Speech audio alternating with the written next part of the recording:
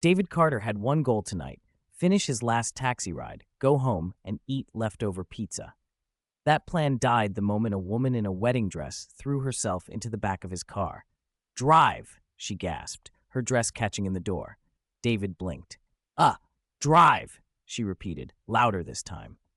Before he could process what was happening, two massive security guards burst out of the luxury hotel, sprinting toward his car. David wasn't built for life-or-death decisions, but something about the sheer panic in her voice made him slam his foot on the gas. David's heart pounded as he flew down the street, glancing at his rearview mirror. "What the hell was that?" he shouted. The woman yanked off her veil, revealing dark curls and sharp, determined eyes. "I'm Isabella Hastings," she said between breaths. David almost swerved off the road. Isabella Hastings, the billionaire's daughter. David felt a wave of nausea hit him as his phone buzzed violently. Breaking news alert: billionaire's daughter kidnapped on her wedding day. Suspect still on the run. And right below the headline, his face. David screamed, "I'm not a kidnapper." Isabella, casually adjusting her dress, gave a small smile. "Well, technically, you kinda are." David swerved into an empty gas station lot and turned to Isabella, shaking. "Get out! Get out of my car right now!" Isabella raised an eyebrow. "Where do you want me to go?" "Back to my father." David ran his hands through his hair. "I don't care where you go, as long as it's not in my car." She sighed, then leaned forward. "Look, I get it. You're a good guy caught in something messy. But if I go back now, my father won't just bring me home. He'll make me disappear." David scoffed. "Oh, come on. That's ridiculous." She held his gaze. "Is it?" David stared at her. She wasn't joking. Before he could process this, a black SUV screeched into the lot. Two men in dark suits stepped out. "Isabella," one of them called. "Your father wants you home, now." She gripped David's arm. "Don't let them take me." David stared between her and the men. Then, against every ounce of common sense left in his body, he threw the car into reverse and floored it. David gripped the wheel. "What did I just do? What did I just do?" His phone buzzed again. Breaking news update. Richard Hastings offers $500,000 reward for information on daughter's kidnapper. David nearly threw up. $500,000? For me? I'm a taxi driver, for crying out loud. Isabella frowned. "Well, that's disappointing." David turned, horrified. "Disappointing?" She shrugged. "I expected at least $1 million. Before he could respond, a police cruiser pulled up behind them, lights flashing. "All right, I'm pulling over," David muttered. "We're done. Game over." Isabella placed a hand on his arm. "Or," he sighed. "Or what?" She grinned. "We outrun them." David gawked at her. "What?" "Unless you want to explain to the cops why you're on every news channel as my kidnapper, we don't have another choice." The police car's siren blared. David panicked. He looked at Isabella, then back at the police lights, then at Isabella again, and then he floored it. David and Isabella pulled into an abandoned warehouse. Isabella sighed. "We need a way to clear your name." David scoffed. "Oh, sure. Let's just email the police and say, 'Oops, sorry for the misunderstanding, my bad.'" Isabella tapped her chin. "Actually, I was thinking something a bit bigger." David stared at her. "No, whatever you're thinking, no." She held up a USB drive. He frowned. "What's that?" She smirked. "My dad's secrets, proof of all the illegal things he's done. If we get this to the right people, he's finished." David exhaled. "Okay, we turn it in. Fix this." Isabella nodded. "Exactly, but we need someone in the police department to assist us." David's pulse pounded in his ears as Isabella tossed aside her extravagant wedding gown, revealing a sleek black outfit underneath. He barely had time to process what was happening before she grabbed his arm and dragged him toward the warehouse exit. "Hold on. Wait, David gasped. Can we talk about the USB full of your father's crimes before we go sprinting into the night like a couple of fugitives?" "David," Isabella said, dead serious, "we are fugitives." The sound of sirens grew louder. David swallowed hard. "Okay, fair point. Where are we going?" Isabella smirked. "Somewhere safe." David narrowed his eyes. "Define safe, because right now I don't trust your definition." She didn't answer. Instead, she bolted toward the nearest exit. David let out a frustrated groan before running after her. "This is not how I thought my night would go." David struggled to keep up as Isabella led him through a maze of darkened alleyways. Finally, they stopped in front of a rundown mechanic's shop. Isabella knocked 3 times on the rusted metal door. David crossed his arms. Oh, great. This totally doesn't feel like a setup.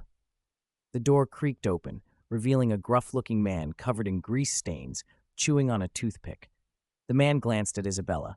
Well, well, well. Thought you were getting married today, princess. David froze. I knew it. This is a setup. I'm dead. This is where I die. Isabella ignored him. We need a favor, Tony. Tony smirked. Oh, this must be serious. You never come back here unless you're really in trouble. David threw up his hands. Yep, dead. Tony stepped aside, motioning them in.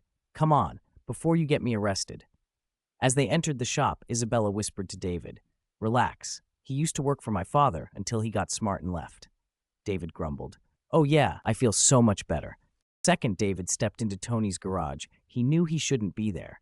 Dusty car parts hung from the walls. The air smelled like gasoline and bad decisions, and the whole place screamed illegal business. Tony locked the door behind them. All right, what kind of mess did you drag yourself into this time, Isabella? Isabella pulled out the USB drive and tossed it on a greasy workbench. This has everything. Bank fraud, offshore accounts, bribery, my dad's entire operation. We need someone at the police department who isn't owned by him. Tony let out a low whistle. Damn, I always knew Richard was dirty, but this? He picked up the USB and inspected it. You're playing with fire, kid. David threw up his hands. No. Nope, we are not playing with fire. We are standing inside a burning building, drenched in gasoline, wondering why we feel warm. Tony laughed. He's funny, he said. Then he turned to Isabella and asked, You got a plan? Isabella nodded. Yeah, we lay low, get in touch with someone we can trust, and turn this over when the time's right. Tony leaned against the workbench. And where do I come in? You're going to help us disappear. David choked on air. Disappear? Isabella shrugged. For now, just long enough for the heat to die down. Tony sighed. You know the kind of people looking for you, right?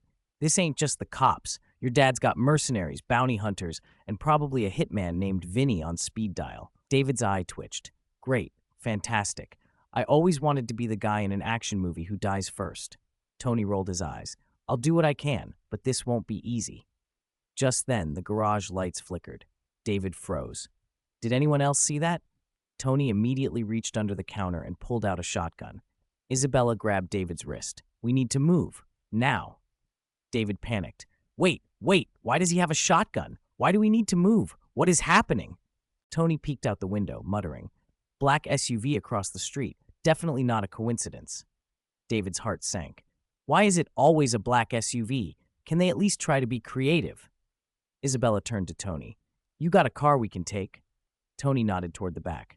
Keys are in the ignition. David perked up. Wait, really? You're just giving us a car? Tony smirked. No, I'm giving her a car. You're just lucky enough to be here. David grumbled. I feel so valued. Isabella grabbed the keys. Let's go. They raced toward the back exit. David threw open the garage door, only to come face to face with 2 men in suits. Uh-oh. The taller of the two flashed a badge. Isabella Hastings. David Carter. You're coming with us. David whispered. Oh my God, they actually found us. Isabella stepped forward. Who do you work for? My father or the cops? The second man smirked. Does it matter? David shook his head violently. Yes, it matters a lot. The first man reached for his gun. Isabella moved first. She grabbed a wrench off the table and swung it at the guy's wrist. Crack. His gun hit the floor. David stared in pure terror. What just happened? Isabella grabbed his arm. Run! David white-knuckled the steering wheel as they sped down the highway, his heart beating out of his chest. We need a place to lay low, Isabella said, scrolling through her phone. David scoffed. Oh, sure. Let me just check my safe houses for when you're falsely accused of kidnapping a billionaire's daughter app. She smirked. Relax. I know exactly where to go. David glanced at her. Yeah? And where's that? Isabella locked eyes with him and dropped the bomb. We're going back to my father's mansion. David nearly crashed the car. David slammed the car into park, still gaping at Isabella. We just risked our lives running from this place. Now we're going back? Isabella unbuckled her seatbelt. It's the last place they'll expect us to be. David shook his head violently. Nope. Nuh-uh. That logic only works in bad action movies. This is real life, where rich people have security teams that actually shoot people. Isabella smirked. Trust me, I know how to get in. David buried his face in his hands. Oh my God, I am so gonna die. Isabella yanked him out of the car and toward the side gate. She pulled out a keycard. David blinked. Hold on, why do you have a keycard to your father's security system? She grinned. I had a feeling I'd need it one day. David exhaled. I can't believe I'm doing this. The gate clicked open. Isabella stepped inside first. David hesitated. Then, muttering a string of regrets and bad life choices, he followed her. As they crept through the side entrance, a voice echoed through the halls. Well, well, well. They froze. Standing at the top of the grand staircase was Richard Hastings, and he was smiling. David whispered, I knew this was a bad idea. Isabella ignored him. Dad?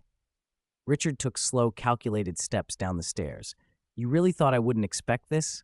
Isabella held her ground. You can't stop me this time.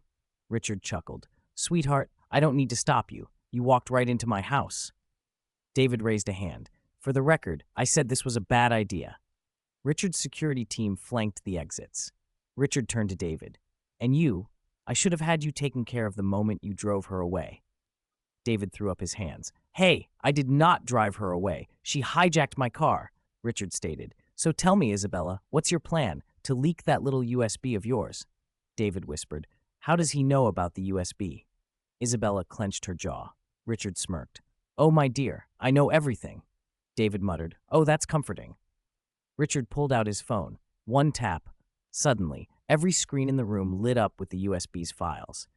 David's stomach dropped. Oh, that's not good, Richard grinned. Did you really think you could steal from me without consequences? Isabella held her ground. This information is going public. It's over, Dad. Richard chuckled. Oh, Isabella, it was over before it even started. David took a deep breath. So, just curious. Exactly how screwed are we? Richard snapped his fingers. A familiar figure stepped out from the shadows. David's jaw hit the floor. Tony, Isabella's former ally. David's voice cracked. Oh, come on. We just trusted this guy. Tony sighed. Sorry, Princess. Your dad pays better. Isabella's face darkened. You sold us out. Tony shrugged. I like money. David gasped. You backstabbing, grease-covered traitor. Richard smirked. See, Isabella? You never had a chance. David muttered. Man, rich people are so annoying. Isabella clenched her fists. You don't win, Dad. Richard's smirk widened. Oh, but I already have. The tension in the room was suffocating. David felt his heartbeat in his throat as he stood beside Isabella, staring at Richard Hastings, the man who had ruined countless lives and was seconds away from ruining theirs. You thought you could take me down with a USB drive? He scoffed. Do you even know who you're dealing with? Isabella held her ground. Oh, I know exactly who I'm dealing with, Dad. She pulled the USB from her pocket and plugged it into his computer. The large screen on the wall lit up. David felt his stomach drop as dozens of files and videos popped up. Hidden offshore accounts, fraudulent business dealings, secret recordings of bribed officials, illegal contracts with dangerous international groups. David gulped. Yeah, so, not just parking tickets, huh? Richard's smirk flickered. This means nothing. Isabella clicked on one particular file. The screen switched to a grainy security video. It was inside a hotel suite. Richard sat at a table, shaking hands with a foreign businessman. The timestamp in the corner showed it was from 6 months ago. Richard's voice filled the room. You get the land, and I get 30% of the oil rights. My men will handle the permits. You just make sure the officials look the other way. The businessman nodded. And the workers? Richard chuckled. Cheap labor.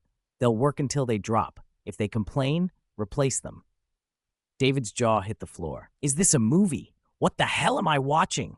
Isabella's hands curled into fists. You ruined lives for money, including mine, she whispered. You bribed people to keep your empire going. You destroyed communities. You traded human lives like they were business deals. Richard smiled, unfazed. And, he said. David threw his hands in the air. And, that's your response? Isabella shook her head. You really don't care about anything, do you?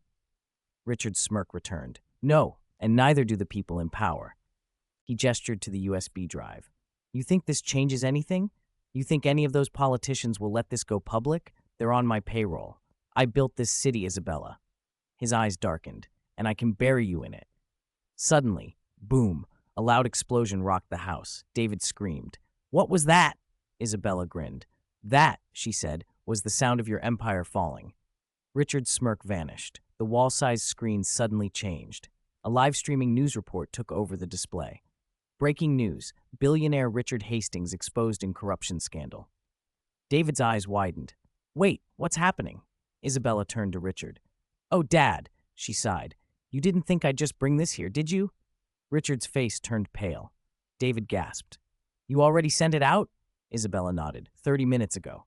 Richard lunged for the computer. Shut it down, he roared. Now! One of his security guards hesitated. Sir, the footage is everywhere. Richard froze. It's already out? He whispered. David grinned. Oh yeah, it's viral. Sirens blared outside. A voice on a megaphone rang out. Police! Hands up! Within seconds, agents stormed the mansion. Richard stood rooted to the floor, watching his empire collapse in real time. David turned to Isabella. You just took down a billionaire, she smirked. Not bad for someone who was supposed to be picking out floral arrangements today, huh? They both smiled. I can finally breathe. I'm free.